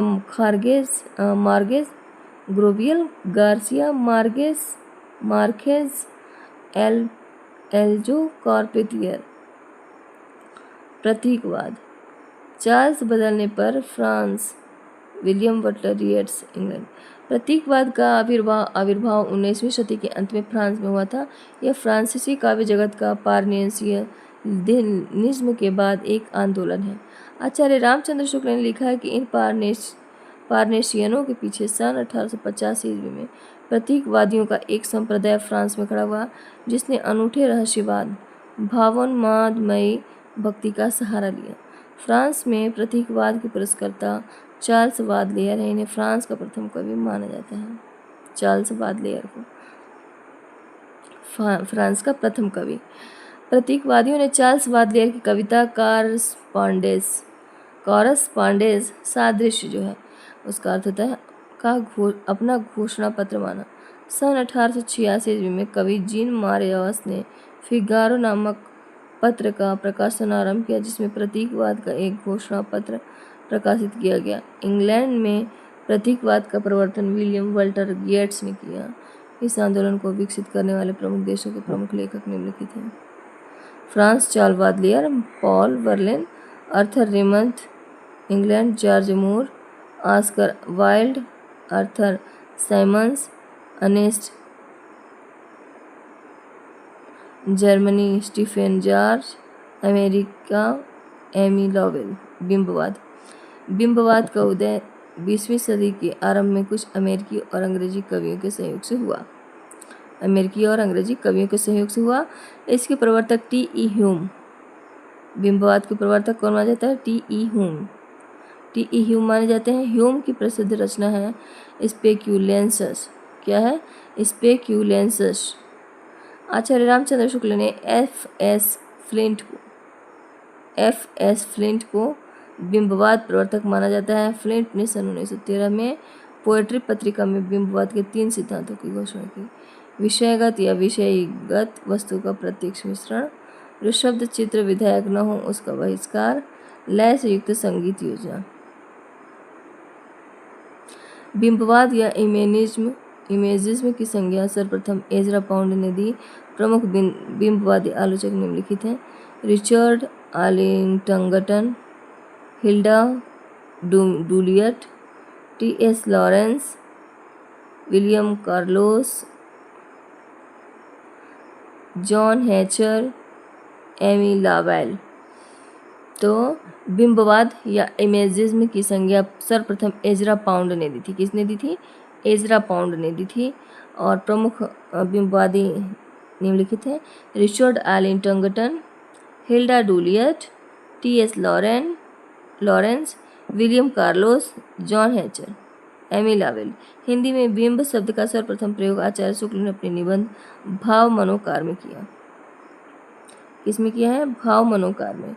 मार्क्सवाद, साम्यवाद। इसके प्रवर्तक कार्ल मार्क्स और फ्रेडरिक एंगल्स थे। साम्य अथवा समाजवादी सुव्यवस्था बनाना इसका प्रमुख उद्देश्य था। इस दर्शन के 3 अनिवार्य घटक निम्नलिखित हैं: द्वंद्वात्मक और ऐतिहासिक भौतिकवादी, राजनीतिक अर्थशास्त्र मूल्य वृद्धि का सिद्धांत, वैज्ञानिक समाजवाद, मानव सभ्यता का विकास। मार्क्सवादी आलोचना के प्रमुख हस्ताक्षर सम्मिलित हैं: George Lukacs, Mao Tse tung, Caudwell, Ernest Fischer, 5वां ब्लॉक, गोल्डमैन एडॉर्नो। लेनिन मार्क्सवाद, ग्रामशी मार्क्सवाद, जॉर्ज थॉमसन, ब्रेख्त, बेंजामिन। रूपवाद, विक्टर शक्लोवस्की। रूपवाद आंदोलन का सूत्रपात सन 1919 ईस्वी में विक्टर शक्लोवस्की। एक बार तो बोलता है आदमी, लेकिन फिर भी इंग्लिश में नाम लेना मुझे तो कठिन ही लगता है। विक्टर शक्लोवस्की ने रूस में शुरू किया था रूपवाद का आंदोलन का शुरुआत, और यह एक प्रकार का कलावादी आंदोलन है। इसमें पूरा बल भाषा पर दिया जाता है। रूपवादियों का कहना है कि कला सबसे पहले शैली और तकनीकी है, उसके बाद कुछ और। रूपवादियों के 2 प्रमुख केंद्र हैं: भाषिकी, पिट्सबर्ग। रूपवाद के समर्थक निम्नलिखित हैं: बोरिस इकेनबाम, रेने बैलेक, जॉन मुक्रोवस्की, रोमन जोकोब्सन, जोकोब्सन मनोविश्लेषणवाद, इसके प्रवर्तक सिगमंड फ्रायड को माना जाता है। इनके विश्लेषणवाद में प्रयुक्त होने वाले प्रमुख शब्द निम्नलिखित हैं: अहम, उपाहम, पराहम, लिबिडो, चेतना। अहम, उपाहम, पराहम, लिबिडो, चेतना सिगमंड फ्रायड ने प्रमुख शब्द बताए हैं। फ्रायड के मनोविश्लेषणात्मक का साहित्य में प्रथम आलोचनात्मक प्रयोग जेम्स ने शेक्सपियर के हैमलेट की आलोचना के माध्यम से किया है। फ्रायड के प्रमुख शिष्य हैं निम्नलिखित हैं: अल्फ्रेड एडलर, कार्ल वास्टव यूंग। अभिजात्यवाद, अभिजात्य, पूंजीपति, अमीर वर्ग।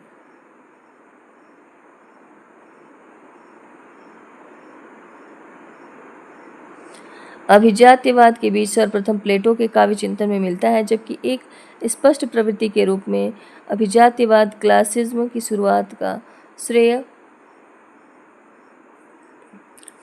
होरेस को दिया जाता है। क्लासिक्स लैटिन भाषा का शब्द है जिसका प्रयोग रोम में टैक्स देने वाले सर्वोच्च वर्ग के लिए किया जाता था।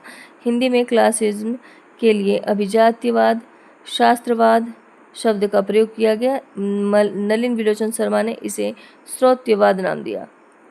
20वीं सदी में ह्यूम ने अभिजात्य को दार्शनिक आधार प्रदान किया। इसकी प्रमुख प्रवृत्तियां हैं: प्राचीन साहित्य परंपरा का अनुकरण, कला को वस्तुनिष्ठ मानना, मर्यादा, औदात्य, आत्मा की गरिमा, स्वच्छता तथा प्रशांति पर बल, भावावेग के स्थान पर भाव संयम और भाव व्यवस्था व बल, सार्वभौमिकता, निर्व्यक्तिकता। नव्य अभिजात्यवाद। नव्य अभिजात्यवाद का उत्थान फ्रांस में 17वीं सदी में हुआ था। नव अभिजात्यवाद में परंपरा के अनुसरण के बजाय मूल्यों और आदर्शों के अनुकरण को प्राथमिकता दी गई। प्रमुख नव्य अभिजात्यवादी निम्नलिखित हैं: Matthew Arnold, T S. Eliot, Irving Babbitt. Matthew Arnold, T S. Eliot, Irving Babbitt. England के प्रमुख नव्य अभिजात्यवादी आलोचक हैं: Ben Jonson, John Dryden, Alexander Pope, Samuel Johnson. England के प्रमुख नव्य अभिजात्यवादी आलोचक कौन कौन है? Ben Jonson, John Dryden, Alexander Pope, Samuel Johnson.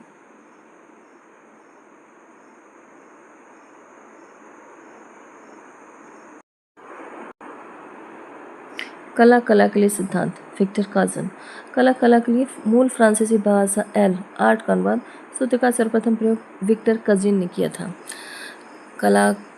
कला के लिए सिद्धांत उन्होंने विक्टर काजिन ने किया था, जबकि विक्टर काजिन के सूत्र का कला के लिए आर्ट ऑफ आर्ट से अनुवाद सर्वप्रथम वाल्टर पेंटर ने किया।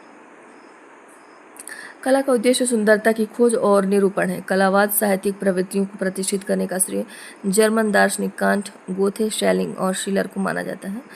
और कला के लिए कला आंदोलन का सर्वप्रथम प्रवर्तन करने वाले विभिन्न देशों के विभिन्न लेखक निम्नलिखित हैं: फ्रांस में Madame de Stael, Theophile Gautier, Pierre Charles Baudelaire, Stephane Mallarme. England में जेम्स वेल्सर, Oscar Wilde, Walter Spencer, Carlyle, Edmund Gosse. America में एमर्सन, एडगर एलन पोप। नई समीक्षा बहुत इंपॉर्टेंट सच में है। नई समीक्षा न्यू क्रिटिसिज्म शब्द का प्रथम प्रयोग सन 1911 में कोलंबिया विश्वविद्यालय के प्रोफेसर स्पिनगार्न ने किया था। इस शब्द की सर्वप्रथम परिभाषा जॉन क्रॉरैनसम ने अपनी पुस्तक द न्यू क्रिटिसिज्म 1941 में भूमिका में दी।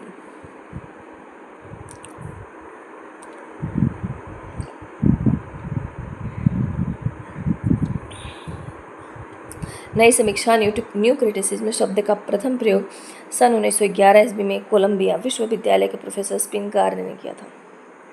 कोलंबिया विश्वविद्यालय के प्रोफेसर स्पिनगार्न ने किया। इस शब्द की सर्वप्रथम परिभाषा जॉन क्रॉरैनसम ने अपनी पुस्तक द न्यू क्रिटिसिज्म 1941 ईस्वी की भूमिका में दी। आलोचना के क्षेत्र में न्यू क्रिटिसिज्म का सूत्रपात T.A. एलियट और रिचर्ड्स माना जाता है। न्यू क्रिटिसिज्म का जैसे नई समीक्षा का सूत्रपात टी.एस. एलियट और रिचर्ड से माना जाता है। आलोचना के क्षेत्र में नई समीक्षा में कविता के विस्तृत विश्लेषण और घनिष्ठ पाठ की परंपरा की जाती है। नई समीक्षा को रोमांटिसिज्म के विरुद्ध एक नए क्लासिकल पुनरुत्थान नव्य अभिजात्यवाद के रूप में देखा गया। इस नई समीक्षा में विभिन्न शब्दों के प्रवर्तक निम्नलिखित हैं: अंतर्विरोध का सिद्धांत पीथ बुक्स, तनाव का सिद्धांत एलन टेट, अनेकार्थकता का सिद्धांत विलियम एम्पसन, विरोधाभास का सिद्धांत रॉबर्ट पेन वारेन, विडंबना और विसंगति का सिद्धांत पीथ ब्रुक्स। तो अंतर्विरोध का सिद्धांत पीथ ब्रुक्स, तनाव का सिद्धांत एलन टेट, अनेकार्थकता का सिद्धांत विलियम एम्पसन, विरोधाभास का सिद्धांत रॉबर्ट पेन वारेन, विडंबना और विसंगति का सिद्धांत पीथ ब्रुक्स। महत्वपूर्ण तथ्य हैं: अंग्रेजी आलोचना को दृढ़ मनोवैज्ञानिक भूमि पर प्रतिष्ठित करने वाले प्रथम व्यक्ति कॉलरिज है। रिचर्ड्स ने आलोचना को मनोविज्ञान की शाखा कहा है। हिंदी में आलोचनात्मक आख्या के रूप में यथार्थवाद के प्रथम प्रयोक्ता प्रेमचंद हैं, जबकि प्रसाद ने भारतेंदु को यथार्थवाद का जनक माना है। यथार्थवाद के प्रथम प्रयोक्ता कौन है? प्रेमचंद है, जबकि प्रसाद ने भारतेंदु को यथार्थवाद का जनक माना है। अरस्तु, लॉन्जाइनर, शेलर और शैली ने आनंद को काव्य प्रयोजन माना है। प्लेटो, रस्किन, टॉलस्टॉय ने लोक मंगल को काव्य हेतु माना है। अरस्तु ने 3 प्रकार के कथानकों का उल्लेख किया है: ऐतिहासिक, काल्पनिक, आनुश्रुतिक। आधुनिक सौंदर्यशास्त्र का जनक बाउमगार्टेन को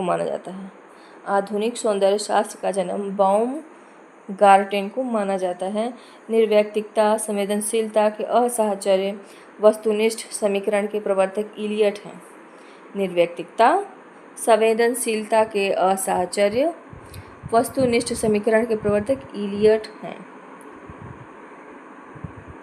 ये सब याद रहना चाहिए ताकि कभी भी पूछे तो बता सकें हम लोग। निषेधात्मक क्षमता, नेगेटिव कैपेबिलिटी सिद्धांत का प्रतिपादन कीट्स को माना जाता है। निषेधात्मक क्षमता, नेगेटिव कैपेबिलिटी सिद्धांत का प्रतिपादन कीट्स को माना जाता है। महत्वपूर्ण सिद्धांत: विडंबना और विसंगति का सिद्धांत क्लिंच ब्रुक्स, विरोधाभास का सिद्धांत रॉबर्ट पेन वारेन, अजनबीपन का सिद्धांत मार्क्स, साहित्य का समाजशास्त्र हिप्पोलित तेन।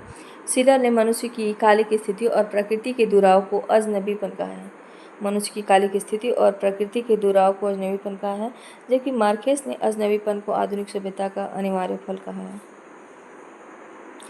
God without a thunder, Ransom, revolution, Leavis, the common person, Leavis, on the limits of poetry, Allen Tate, the forlorn demon, Allen Tate. तो on the limits of poetry, Allen Tate, the forlorn demon, Allen Tate, language as gesture, R.B. Blackmur, ABC of reading, Ezra Pound, the problem of style, Middleton Murry, 7 times of ambiguity, William Empson, new criticism, नई समीक्षा, Ransom, in defence of पोएजी, Shelley, being and nothing, Sartre, the death of author,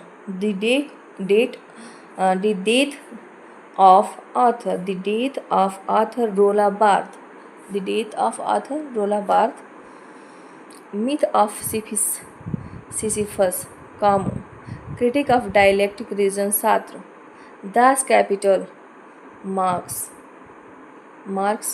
the poetic image, D.C. Lewis, history of imagism, F.S. Plint, premier poesy, Theophile Gautier, the poetic principles, Edgar Allan Poe। Style निबंध है Walter painter. 10 o'clock, James हिवस्लर। ज्ञान की सभी शाखाओं में अबाध गति ही पूर्ण ज्ञान है।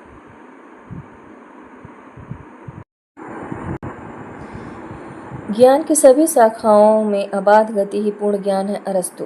ज्ञान की सभी शाखाओं में अबाध गति ही पूर्ण ज्ञान है, अरस्तु। कला प्रकृति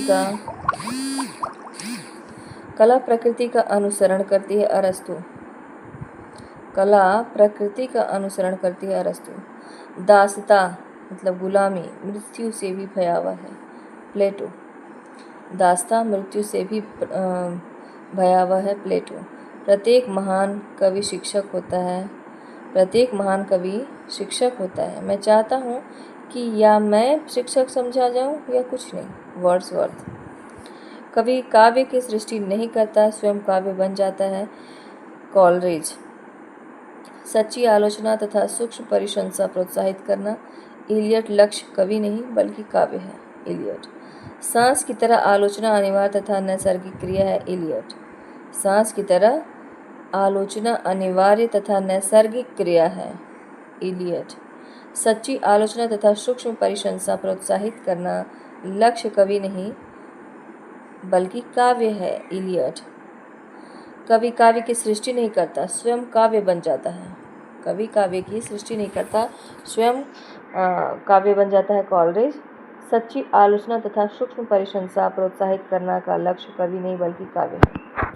नैतिकता सिर्फ दुनियादारी है और आचार संहित इष्ट सिद्धि सामान्यतम व्यवस्था की अभिव्यक्ति, रिचर्ड्स ने लिखा है कि नैतिकता सिर्फ दुनियादारी है और आचार संहिता इष्ट सिद्धि सामान्यतम व्यवस्था की अभिव्यक्ति, रिचर्ड्स। काव्य श्रेष्ठ मनोरंजन है, इलियट। काव्य श्रेष्ठ मनोरंजन है, इलियट। काव्य श्रेष्ठ मनोरंजन है, इलियट। मेरे विचार में आलोचना अनुभूतियों के पृथक्करण तथा मूल्यांकन का प्रयास है, रिचर्ड्स। आलोचना का मूल तत्व है अच्छी कविता के चयन की और बुरी कविता के त्याग की क्षमता, इलियट। आलोचना का महान और शाश्वत कार्य है अतीत के कवियों का प्राण संचार करना, इलियट। आलोचना का महान और शाश्वत कार्य है अतीत के कवियों का प्राण संचार करना, इलियट। काव्य जीवन की आलोचना है, काव्य जीवन की आलोचना है, इलियट। ये मैथ्यू अर्नाल्ड। काव्य जीवन का प्रतिबिंब है जो इसके नित्य सत्य अभिव्यक्त करता है, शैली। प्रकृति की ओर लौटो, रूसो। प्रकृति की ओर लौटो, रूसो। पागल प्रेमी और कवि कल्पना से ओतप्रोत है, शेक्सपियर। कल्पना मानव मस्तिष्क की बिंब विधायिनी शक्ति है, कविता मानव मस्तिष्क की बिंब विधायिनी शक्ति है, कॉलरिज। महत्वपूर्ण आलोचक वह व्यक्ति है जो कला की वर्तमान समस्याओं में निमग्न होते हुए भी उन समस्याओं पर अतीत की मान्यताओं की मान्यता प्रदर्शित करना चाहता है। इंद्रिय ग्राह्यता के आधार पर काव्य के दो भेद माने गए हैं, श्रव्य और दृश्य। इससे दृश्य काव्य के दो भेद हैं, रूपक व उपरूपक। रूपक के 10 भेद हैं जिनमें से नाटक भी है। सामान्य व्यवहार में रूपक और नाटक को पर्याय समझा जाता है। आचार्य भरत मुनि ने अपने ग्रंथ नाट्यशास्त्र में रूपक के लिए नाटक शब्द का प्रयोग किया है। आचार्य भरत मुनि के अनुसार त्रैलोक्यस्यास्य सर्वस्व नाट्य भावनानुकृतम, अर्थात नाटक तीनों लोगों के भावों का अनुकरण है। आचार्य धनंजय के अनुसार अवस्था के अनुकरण को नाटक कहते हैं और उसमें यह अनुकरण 4 प्रकार के नायकों के अभिनयों द्वारा संपन्न किया जाता है। भारतीय काव्यशास्त्र में वर्णित नाटक वस्तु, नेता, रस, फिर वस्तु, नेता अथवा पात्र, कथोपकथन, देश, काल। पाश्चात्य काव्यशास्त्र में नाटक के 6 तत्व माने गए हैं और काव्यशास्त्र में वर्णित नाटक हैं 3, वस्तु, नेता, रस। और पाश्चात्य काव्यशास्त्र में नाटक के 6 तत्व माने गए हैं। ये वर्णित नाटक माने गए, ये 6 तत्व माने गए हैं, वस्तु, नेता अथवा पात्र, चरित्र चित्रण, कथोपकथन, देश, काल, उद्देश्य और शैली। वस्तु कथानक। भारतीय आचार्यों ने नाटक की वस्तु कथानक को 4 भागों में विभक्त किया है, अधिकारी के आधार पर, नेता के आधार पर, अभिनय के आधार पर, नाट्य प्रयोग के आधार पर, लोकवृत्ति के आधार पर। अधिकारी के आधार पर कथा वस्तु के भेद। इस दृष्टि से कथा वस्तु के 2 भेद होते हैं, आधिकारिक कथा, प्रासंगिक कथा। आधिकारिक कथा नाटक के प्रधान फल का स्वामित्व अधिकारी कहलाता है और उसका भोक्ता नायक कहलाता है, अतः अधिकारी के जीवन से संबंधित कथा आधिकारिक कथा कहलाती है। यह कथा नाटक के आरंभ से अंत तक चलती है और नायक को फल प्राप्ति भी इसी कथा के अंतर्गत होती है। इसे मुख्य कथा भी कहते हैं। इसके 3 अंग हैं: बीज, बिंदु, कार्य। प्रासंगिक कथा प्रधान वस्तु की साधक एवं नाटक में प्रसंग वश आई हुई कथा प्रासंगिक कथा कहलाती है। इस प्रकार की कथाएं नाट्य में एक या एक से अधिक होती है। ये आधिकारिक कथा को गति देने के लिए अथवा नायक के चरित्र विकास में सहायता करती है। अभिनय की दृष्टि से कथा वस्तु के प्रकार। इस दृष्टि से कथा वस्तु 2 प्रकार के होते हैं: दृश्य कथा, सूच्य कथा। कथा वस्तु का जो अंश रंगमंच पर अभिनीत होता है वह दृश्य कहलाता है। जो रंगमंच पर अभिनीत होता है वह दृश्य कहलाता है। सूच्य कथा नाटक के अनावश्यक विस्तार के भय से यह साधनों की दुर्बलता, जिन दृश्यों को रंगमंच पर दिखाया नहीं जा सकता उनकी सूचना भर दे दी जाती है, वह सूच्य कथा कहलाती है। सूचना बस देना मतलब नाटक के अनावश्यक विस्तार के भय से यह नाटक की दुर्बलता से जिन दृश्यों को रंगमंच पर दिखाया नहीं जा सकता उनकी सूचना भर दे दी जाती है, वह सूच्य कथा कहलाती है। सूच्य वस्तु की सूचना देने वाले साधनों को अर्थोपक्षेपक सूचना देने वाले साधन कहते हैं। ये 5 प्रकार के होते हैं: विस्कंभक, प्रवेशक, चूलिका, अकांश। विस्कंभक, प्रवेशक, चूलिका, अकांश। अंकावतार विस्कंभक बीत गई अथवा भावी घटनाओं की सूचना देने वाला विस्कंभक कहलाता है। बीत गई अथवा जैसे जो बीत गया और जो घटना हुई है, बड़ी घटना हुई है, उसकी सूचना देने वाला विस्कंभक। इसका प्रयोग नाटक के आरंभ में, मध्य अथवा अंत में कहीं भी हो सकता है। इसके 2 भेद हैं: शुद्ध और मिश्र। शुद्ध में सभी पात्र मध्य श्रेणी के होते हैं तथा संस्कृत बोलने वाले होते हैं, जबकि मिश्र में मध्यम और निम्न 2 ही श्रेणी के पात्र होते हैं और प्राकृत भाषा का प्रयोग करते हैं। प्रवेशक इसके अंतर्गत भी घटनाओं की सूचना विस्कंभक की भांति दी जाती है, किंतु इसके सूचक पात्र अधम श्रेणी के होते हैं और प्राकृत भाषा का प्रयोग करते हैं। यही कारण है कि नाटक के आरंभिक प्रथम अंक में प्रवेशक के प्रयोग का निषेध है। चूलिका तो प्रवेशक हम लोग जान गए कि विस्कंभक की भांति सूचना दी जाती है घटनाओं की, और सूचक पात्र अधम श्रेणी के होते हैं और प्राकृत भाषा का प्रयोग करते हैं। यही कारण है कि नाटक के आरंभिक प्रथम अंक में प्रवेशक के प्रयोग का निषेध है। चूलिका पर्दे के पीछे से दी जाने वाली सूचना को चूलिका कहते हैं। अकांश यदि किसी ऐसी बात की सूचना दी जाए जिससे अगले अंक का आरंभ होता है उसे अकांश कहते हैं। अगले अंक का आरंभ होना अकांश कहलाता है। अंकावतार जहाँ प्रथम अंक की वस्तु का विच्छेद किए बिना दूसरे अंक की वस्तु आरंभ हो वहाँ अंकावतार होता है। प्रथम अंक की वस्तु का विच्छेद किए बिना दूसरे अंक की वस्तु आरंभ हुआ अंकावतार होता है। नाट्य प्रयोग संवाद की दृष्टि से कथा वस्तु के भेद। इस दृष्टि से कथा के 3 भेद होते हैं: सर्वश्राव्य, यह कथांश जो सबके अर्थात दर्शकों और अभिनेताओं के सुनने योग्य होता है, सर्वश्राव्य कथा वस्तु कहलाता है। अश्राव्य वह कथांश जिसे कोई पात्र स्वयं से कहे और उसे कोई दूसरा पात्र न सुने, अश्राव्य कथा वस्तु कहलाता है। इसे स्वगत भी कहते हैं। इसके माध्यम से नाटककार पात्रों के मनोगत भावों को व्यक्त करता है। इसी का एक रूप आकाश भाषित भी है, जिसमें कोई पात्र अश्राव्य में क्या है, कथांश जिसे कोई पात्र स्वयं से कहे और उसे कोई दूसरा पात्र न सुने, जैसे स्वयं से कहना और दूसरा पात्र नहीं सुनना। अश्राव्य कथा वस्तु कहलाते हैं। इसे स्वगत भी कहते हैं। अश्राव्य को स्वगत भी कहते हैं। इसके माध्यम से नाटककार पात्रों के मनोगत भावों को व्यक्त करता है। इसी का एक रूप आकाश भाषित भी है, जिसमें कोई पात्र एकांत में आकाश की मुख करके बोलता है और ऐसा अभिव्यक्त करता है कि उसे कहीं दूर से प्रत्युत्तर में आवाज़ सुनाई दे रही है। नियत श्राव्य यह वह कथानक है जिसे रंगमंच के कुछ चुने हुए पात्र ही सुने, सब नहीं। इसके 2 भेद होते हैं: अपवारित यह वहाँ होता है जहाँ सामने विद्यमान पात्र की ओर से मुख जोड़कर किसी रहस्य का उद्घाटन किया जाए अथवा उससे छिपकर कटाक्ष किया जाए। जनांतिक यह वहाँ होता है जहाँ अन्य पात्रों की उपस्थिति रहते हुए भी 2 पात्र इस प्रकार बात करें कि मानो उन्हें दूसरों को कुछ सुनाना अभिष्ट नहीं। लोकवृत्ति की दृष्टि से कथा वस्तु के भेद। इस दृष्टि से एक नाटक की कथा वस्तु 3 प्रकार की होती है: प्रख्यात, इतिहास पुराण आदि से संबंधित या लोक प्रसिद्ध घटना से ली हुई कथा प्रख्यात कहलाती है। इसमें कवि की कल्पना का अंश दबा सा रहता है। उत्पाद्य कवि कल्पना प्रसूत कथा उत्पाद्य कथा कहलाती है। आज की सामाजिक नाटकों की कथा प्रायः उपादेय ही होती है। मिश्र जिस कथानक में इतिहास तथा पुराण का आधार तो लिया जाए, पर रूपककार उसे अपनी उर्वर कल्पना के बल पर यथाभिष्ट रूप देता है, उसे मिश्र कहते हैं। लोकवृत्ति के आधार पर कथा विन्यास। संस्कृत काव्य शास्त्र में कथा विन्यास के 3 आधार माने गए हैं: कार्यावस्था, अर्थ, प्रकृति, संधि। कार्यावस्था में कार्य की सिद्धि के निमित्त नायक की इस मानसिक दशा को ध्यान में रखते हुए समस्त कथानक के विकास को 5 अवस्थाओं में बांटा गया है। प्रारंभ, इसमें कथानक का आरंभिक भाग आता है जिससे नायक की इच्छा या उनके प्रमुख उद्देश्यों का पता चलता है। प्रयत्न, इसमें नायक के उद्देश्य में बाधक विघ्नों एवं उनकी पूर्ति के लिए किए गए प्रयत्नों का चित्रण होता है। नाटक में यह कार्यावस्था विशेष महत्व का है। प्रत्याशा, इस अवस्था में नायक का उत्कर्ष होने लगता है, उसके मार्ग की कठिनाइयाँ दूर होने लगती हैं और उसे फल प्राप्ति की आशा होने लगती है। निप्ताप्ति, यह वह अवस्था है जबकि रुकावटों से के दूर होने से नायक को फल की प्राप्ति का निश्चय हो जाता है। फलागम, इसमें नायक को फल की प्राप्ति हो जाती है। अर्थ प्रकृति, नाटक में फल का प्रयोजन की सिद्धि के लिए मिलकर व्यापार करने वाले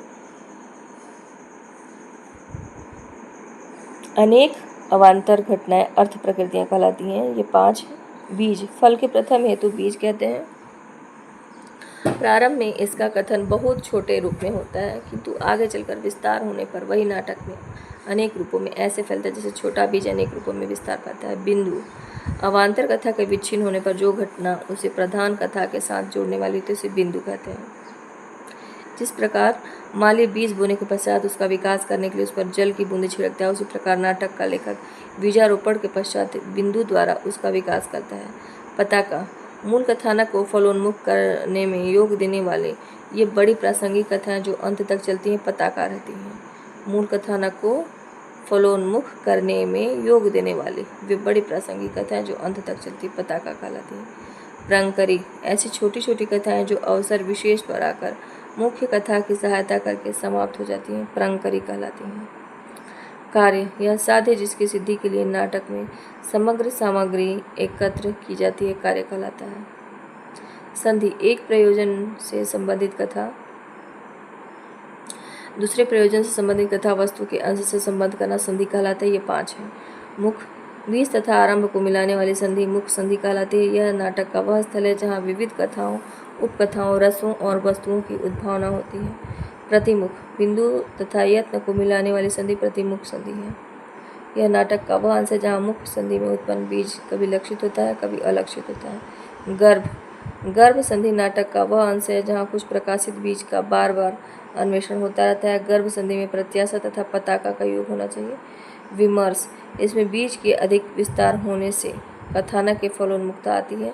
इस फलोन्मुक्ता में क्रोध, श्राप, विपत्ति, लोभ, व्यसन इत्यादि से बाधा उत्पन्न हो सकती है, किंतु यहाँ गर्भ संधि की अपेक्षा फल प्राप्ति की आशा योग अपेक्षित होता है। निर्वहन, जहाँ कार्य तथा फलागन मिलते हैं और प्रयोजन की पूर्ण सिद्धि हो जाती है, वहाँ निर्वहन संधि होती है, नाटक का उपसंहार होती है। बिंब एवं प्रतीक। बिंब एवं प्रतीक। बिंब, काव्य में बिंब को वह शब्द चित्र माना जाता है जो कल्पना द्वारा ऐन्द्रिक अनुभवों के आधार पर निर्मित होता है। कल्पना द्वारा ऐन्द्रिक अनुभवों के आधार पर निर्मित होता है। बिंब शब्द अंग्रेजी के इमेज शब्द का हिंदी रूपांतर है, जिसका अर्थ है मूर्त रूप प्रदान करना। काव्य भाषा के लिए बिंब अपरिहार्य है। ये भावानुभूतियों को दृश्य रूप प्रदान करते हैं तथा काव्य में आकर्षण उत्पन्न करते हैं। बिंब के 3 मूलभूत तत्व हैं: कल्पना, भाव, ऐन्द्रिकता। बिंब के गुण, कोई भी बिंब जब निम्नलिखित गुणों से युक्त होता है तभी काव्य के लिए उपयोगी बन पाता है। बिंब के ये गुण हैं: भावनाओं को उत्तेजित करने की शक्ति एवं सामर्थ्य, नवीनता एवं ताजगी, औचित्य अर्थात प्रसंग के प्रति अनुकूलता एवं सार्थकता, सजीवता अर्थात बिंब इतना स्पष्ट होना चाहिए कि सामाजिक तुरंत ऐन्द्रिक साक्षात्कार कर सकें। बिंब के भेद। बिंब भेद के निम्नलिखित आधार हैं: ऐन्द्रिक बिंब भेद, चाक्षुष बिंब, श्रव्य बिंब, स्पर्श्य बिंब, श्रातव्य बिंब, आस्वाद्य बिंब के भेद। और दूसरे में काल्पनिक बिंब, स्मृति बिंब और कल्पित बिंब। प्रेरक अनुभूति के आधार पर बिंब, सरल बिंब, मिश्रित बिंब, तात्कालिक बिंब, संकुल बिंब, भावातीत बिंब, बिंब का एक विकीर्ण बिंब। बिंब का एक महत्वपूर्ण कार्य है काव्य भाषा को संक्षिप्त, केंद्रित और संगठित करना। शब्द की अपेक्षा बिंब अधिक संदर्भ सापेक्ष होता है। प्रतीक, प्रतीक ऐसा शब्द चित्र है जो किसी वस्तु का बोध कराता है। हम जानते हैं कि कल्पना से बिंब जन्म लेता है और बिंबों से प्रतीक का आविर्भाव होता है। जब कल्पना मूर्त रूप धारण करती है तब बिंब की सृष्टि होती है, और जब बिंब बार बार प्रयुक्त होने से किसी निश्चित अर्थ में निर्धारित हो जाता है तब प्रतीक का निर्माण होता है। कलाकार स्वानुभूति के जिन अंशों को सामान्य अभिव्यक्ति के प्रचलित साधनों, शब्द, रेखा, ध्वनि इत्यादि के द्वारा व्यक्त नहीं कर पाता, उन्हें वह प्रतीकों की सहायता से व्यक्त करता है। इस प्रकार प्रतीक किसी सूक्ष्म भाव, विचार या अगोचर तत्व को साकार करने के लिए प्रयुक्त होता है। जैसे किसी देश का ध्वज उस देश की राष्ट्रीय भावनाओं का प्रतिनिधित्व करने के कारण राष्ट्र के सम्मान एवं गौरव का प्रतीक होता है। प्रतीक शब्द रूप में किसी अन्य अर्थ को व्यंजना करता है, जैसे काहेरी नलिनी तू कुमलानी। तो प्रयुक्त पंक्ति में नलिनी जीवात्मा का प्रतीक है। स्पष्ट है कि कवि ने यहाँ नलिनी का शब्दार्थ लेकर प्रतीक का अर्थ ग्रहण किया है। प्रतीक की विशेषताएं। प्रतीक अप्रस्तुत का प्रतिनिधित्व करने वाला प्रस्तुत का नाम है। प्रतीक तुरंत मन में किसी भावना को जागृत कर देता है। प्रतीक पर युग, देश, संस्कृति तथा मान्यताओं की छाप रहती है। कवियों द्वारा प्रयुक्त प्रतीक प्रारंभ में व्यक्तिगत होते हैं, पर धीरे धीरे वे रूढ़ हो जाते हैं। प्रतीक के भेद। भावोत्प्रेरक प्रतीक, कमल, चंद्रमा, कुमुदनी। विचारोत्पादक प्रतीक, विभीषण, घर का भेदी का प्रतीक, गांधी जी, सत्य, हिंसा और ईमानदारी का प्रतीक। व्यक्तिक प्रतीक, कवि के निजी प्रतीक जो उनकी अनुभूति पर आधारित होते हैं, जैसे नलिनी, जीवात्मा, माली, काल जैसे प्रतीकों का प्रयोग कबीर ने किया है, अतः ये कबीर के व्यक्तिक प्रतीक हैं। परंपरागत प्रतीक, वे प्रतीक जो परंपरा से चले आ रहे हैं, जैसे द्वेष, जीवात्मा का प्रतीक। परंपरागत प्रतीक, ये प्रतीक नवीनता लिए हुए होते हैं। नई कविता के प्रतीक इसी वर्ग के हैं, जैसे सांप, ईर्ष्यालु प्रवृत्ति का प्रतीक। भावपरक प्रतीक, ये शब्द पर आश्रित न होकर भाव पर आश्रित होते हैं। छायावाद युगीन प्रतीक इसी कोटि के हैं। व्याख्या प्रतीक, इनका चयन गुणों एवं विशेषताओं के कारण किया जाता है, जैसे सिंह। वीरता का प्रतीक, गिदड़, कायरता का प्रतीक। स्थिर प्रतीक, डॉक्टर नगेंद्र की मान्यता है कि उपमान जब किसी पदार्थ विशेष के लिए रूढ़ हो जाता है तब प्रतीक बन जाता है, और ऐसे प्रतीकों को स्थिर प्रतीक कहते हैं, जैसे मधुमेह, बसंत, जीवन, वन की। उपर्युक्त पंक्ति में बसंत यौवन का प्रतीक है। जीवन को यदि एक उपवन मान लिया जाए तो बसंत का अर्थ यौवन ही होगा। मिथक, मिथक परंपरागत अनुश्रुत कथा है जो किसी अतिमानवीय प्राणी या घटना से संबंधित होती है, जो बिना किसी तर्क के स्वीकार कर ली जाती है। मिथक शब्द का अंग्रेजी में मिथ्य और ग्रीक शब्द से बना है, जिसका अर्थ है मुंह से निकला हुआ। अतः मिथ का संबंध कथा से जुड़ गया है, क्योंकि कथा सुनी सुनाई जाती है। अरस्तु ने अपने ग्रंथ पोएटिक्स में मिथक शब्द का प्रयोग मनगढ़ंत कथा के लिए किया है। प्राचीन कथाओं में मानव की प्रकृति के ऊपर कल्पित विजय की कामना छिपी रहती है। पूर्वजों का इतिहास बीज रूप में सुरक्षित रहता है। साहित्य में बार बार उन्हीं बीज रूपों को, प्रतीकों को, कथानक रूढ़ियों का प्रयोग यह सिद्ध करता है कि वे एक व्यक्ति के अनुभव की उपज नहीं है, बल्कि वे विश्वजनीय मानव संस्कृति की विरासत हैं, सामूहिक अवचेतन से उत्पन्न हैं, जहाँ स्मृतियाँ वर्तमान में इकट्ठी रहती हैं। निष्कर्ष रूप में हम यह कह सकते हैं कि मिथक किसी जाति अथवा समुदाय की रागात्मक चेष्टाओं का कथा रूप में प्रकाशन मात्र है। आदिम मानव समाज का दिवा स्वप्न है, जिसमें सामूहिक आकांक्षाएं और प्रतिक्रियाएं मुखरित होती हैं। वह जन साधारण के विकास, विश्वास और जनश्रुति में रहने और संचरित रहने वाली वस्तु है। मिथक की निम्नलिखित विशेषताएं हैं। यह लोक प्रसिद्ध मनगढ़ंत या पौराणिक कथा होती है। इसमें अति मानवीय प्राणी या घटना का उल्लेख होता है। इसकी घटनाएं बिना तर्क के स्वीकार कर ली जाती हैं। इसमें विस्मयपूर्ण एवं कौतूहलपूर्ण घटनाएं होती हैं। मिथक के क्रियाकलाप और कथा मानवेतर, विशेषतः देवताओं से संबंधित होते हैं। मिथक को साहित्य की मिथक बुद्धिमूलक न होकर सहजात वृत्ति संजात होते हैं और वे सामूहिक अचेतन मन से संबद्ध होते हैं। मिथक को साहित्य की एक महत्वपूर्ण टेक्निक माना जा गया है, जिसके माध्यम से अचेतन को प्रकाश में लाया जाता है तथा अनुभूति को प्रत्यक्ष करने में सहायता मिलती है। मिथक के माध्यम से इतिहास से जुड़ने की कल्पना क्षमता भी काव्य में आती है। सारांश यह है कि मिथक किसी जाति अथवा समुदाय की रागात्मक चेष्टाओं का कथा रूप में प्रकाशन मात्र है। आदिम मानव समाज का दिवा स्वप्न है, जिसमें सामूहिक आकांक्षा और प्रतिक्रिया मुखरित हुई थी। यह जन साधारण के विश्वास और जनश्रुति में फैंटेसी मनुष्य की वह क्षमता जो संभाव्य संसार की सर्जना करती है, फैंटेसी कहलाती है। संभाव्य संसार की सर्जना करती है, फैंटेसी कहलाती है। फैंटेसी शब्द का निर्माण यूनानी शब्द फैंटेसिया से हुई है। मानविकी कोश में फैंटेसी का स्वप्न चित्र मूलक साहित्य कहा जाता है।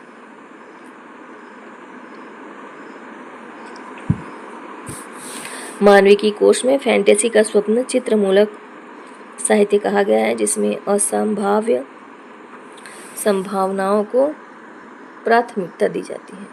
फैंटेसी कल्पना पर आधारित होती है, जिसे दिवा स्वप्नात्मक अथवा दुस्वप्नात्मक मानसिक बिंब कहा जा सकता है। यह एक प्रकार की साहित्यिक तकनीक है जिसका संबंध मनुष्य के स्वप्न और अवचेतन में घटित होने वाली घटनाओं की ऐसी बिंबावलियों से है जो विघटित एवं बेतरतीब होती है। प्रसिद्ध कवि मुक्तिबोध के अनुसार फैंटेसी में मन की निगूढ़ वृत्तियों का, अनुभूत जीवन समस्याओं का, इच्छित विश्वासों और इच्छित जीवन स्थितियों का प्रक्षेप होता है। मुक्तिबोध की कविताओं ब्रह्म राक्षस अंधेरे में फैंटेसी का प्रयोग किया गया है। फैंटेसी के तीन प्रयोजन हैं: मनोरंजन, यथार्थ से पलायन और दोष मुक्त मानव एवं दोषयुक्त संसार के प्रति नवीन दृष्टिकोण से विचार करना, यथार्थ से दूर रहना। और देवकीनंदन खत्री ने अपने तिलस्मी उपन्यासों में जिन फैंटेसी का प्रयोग किया जिसका उद्देश्य मनोरंजन एवं यथार्थ से पलायन है, जबकि मुक्तिबोध की कविताओं में प्रयुक्त फैंटेसी का उद्देश्य मानव एवं संसार के प्रति नवीन दृष्टिकोण है और कल्पना।